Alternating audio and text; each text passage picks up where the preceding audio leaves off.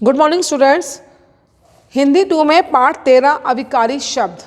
ठीक है, अविकारी शब्द हम पढ़ेंगे। संज्ञा, आपने संज्ञा, सर्वनाम, विशेषण और क्रिया, इनके बारे में पहले हमने पढ़ा है। संज्ञा, सर्वनाम, विशेषण और क्रिया के बारे में, जो कि होते हैं विकारी शब्द। ठीक है, क्योंकि इनका रूप, लिंग और वचन काल एवं कारक के कारण बदल जाता है। संज्ञा, सर्वनाम, क्रिया, विशेषण, हम इन सब विषयों को पहले वाले पार्ट में पढ़ चुके हैं, जो विकारी शब्द कहलाते हैं, क्योंकि इनका लिंग, वचन, कारक, काल के कारण रूप बदल जाता है। यानी कि अगर लिंग हमारे पास पुल्लिंग आए तो संज्ञा, सर्वनाम, विशेषण, क्रिया का रूप बदल जाएगा।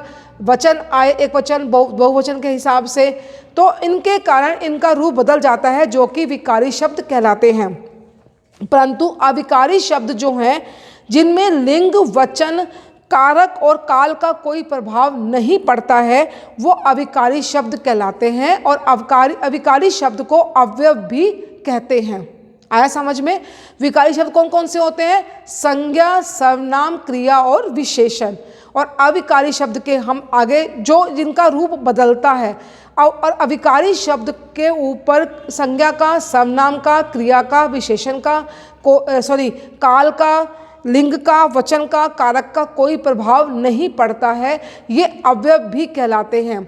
और आज हम इसमें पढ़ेंगे अविकारी शब्द के बारे में। और अविकारी शब्द के भी आगे भेद हैं, जो आज चार प्रकार के होते हैं: क्रिया विशेषण, संबंध बोधक, समुच्चय बोधक और विस्मयादि बोधक।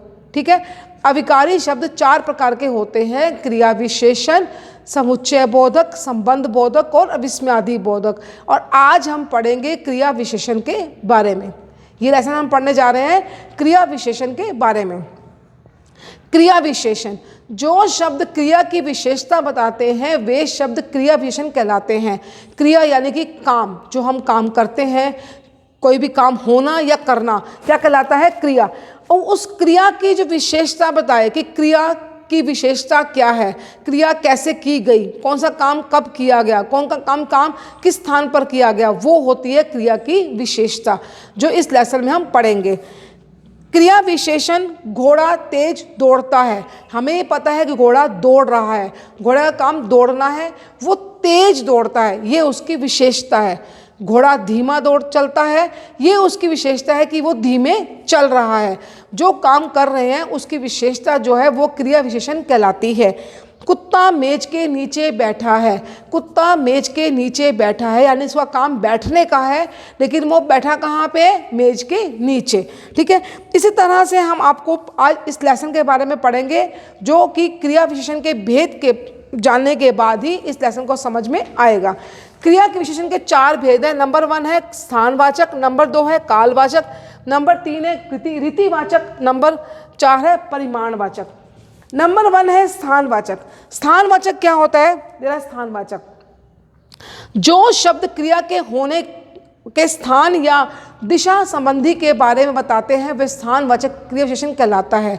यानी कि क्रिया किस स्थान पर हो रही है, किस दिशा की ओर हो रही है, ये हमें स्थानवाचक क्रिया विशेषण से पता चलता है। मेरे घर के सामने एक पेड़ है, इसमें उदाहरण दिया हुआ है पिक्चर के साथ, उसको देखो। मेरे घर के सामने एक पेड़ है, वो ये बताता है कि मेरे घर के सामने एक पेड़ स्थित है। वो पेड़ जो है उसका होना, क्रिया का होना, काम है उसका, वो कहाँ पे? घर के सामने। ये इसने क्या बताया? दिशा के बारे में बताया। तुम बाहर क्यों खड़े हो? बाहर खड़ा है, खड़े होना हमारा काम है, लेकिन वो बाहर खड़ी है, यानी कि स्थान कौन सा है? बाहर। छत के ऊपर बंदर बैठा है। छत पर बंदर बैठा है, बंदर का काम बैठना है, वो कहाँ बैठा है? छत के ऊपर। ये स्थान के बारे में बता रहा है।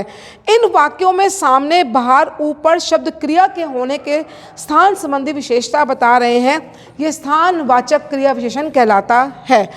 अन्य उदाहरण होता है इसके: ऊपर, नीचे, आगे, पीछे, इधर उधर, यहाँ वहाँ, दूर, पास, अंदर आदि। स्थानवाचक क्रिया विशेषण जानने के लिए हम कहाँ और किधर जैसे प्रश्नवाचक शब्दों का प्रयोग किया जाता है कि तुम कहाँ जा रहे हो, तुम किधर से आ रहे हो। ये क्वेश्चन है, तुम कहाँ जा रहे हो मतलब किस स्थान की ओर जा रहे हो, तुम किधर से आ रहे हो यानी कि किस स्थान से आए हो। ये प्रश्न बनाकर हम स्थानवाचक क्रिया विशेषण के बारे में जान सकते हैं। आगे है कालवाचक क्रिया विशेषण। जो शब्द क्रिया के होने या करने के समय संबंधी विशेषता बतलाते हैं उन्हें कालवाचक क्रिया विशेषण कहलाते हैं। मैं प्रतिदिन पूजा करता हूँ, ये समय है कि वह प्रतिदिन पूजा करता है। कई दिन से लगातार वर्षा हो रही है, बस अभी अभी आई है। अन्य उदाहरण है आज सवेरे, परसों, सदा, कब, दिन भर, फिर, पहले, सदा, कब, अभी, तुरंत, अक्सर, सुबह, हमेशा। कालवाचक क्रिया विशेषण जानने के लिए कब प्रश्नवाचक शब्द का प्रयोग किया जाता है। तुम कब आए, आप कब से पढ़ रहे हो, आप कब वहाँ जाओगे यानी कि कब समय हमें बताएगा किस समय आप ये काम करोगे, तो इस प्रश्न को हम बना सकते हैं। मैं प्रतिदिन पूजा करता हूँ, उसे पता है कि वह डेली पूजा करता है, प्रतिदिन उसका समय पूजा करने का होता है।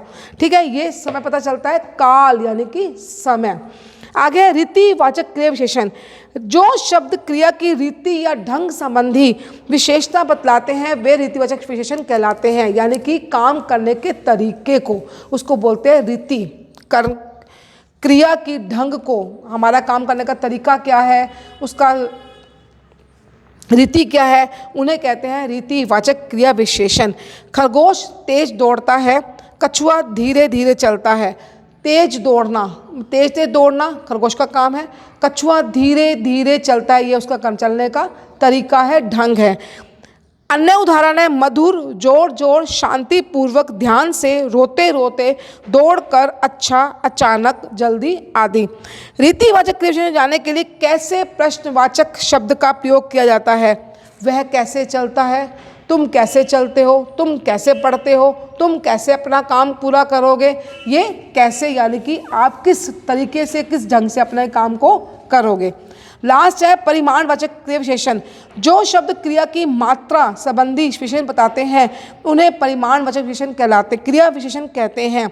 जैसे गिलास में दूध आधा भरा है, परिमाण यानी कि नापना, नापतोल। कम खाओ लेकिन कम खाओ, खाने का काम हो रहा है लेकिन कम खाओ। अन्य उदाहरण है थोड़ी, आधा, ज़्यादा, काफ़ी, लगभग, खूब, बहुत, अधिक, बिल्कुल, इतना, उतना, बहुत आदि।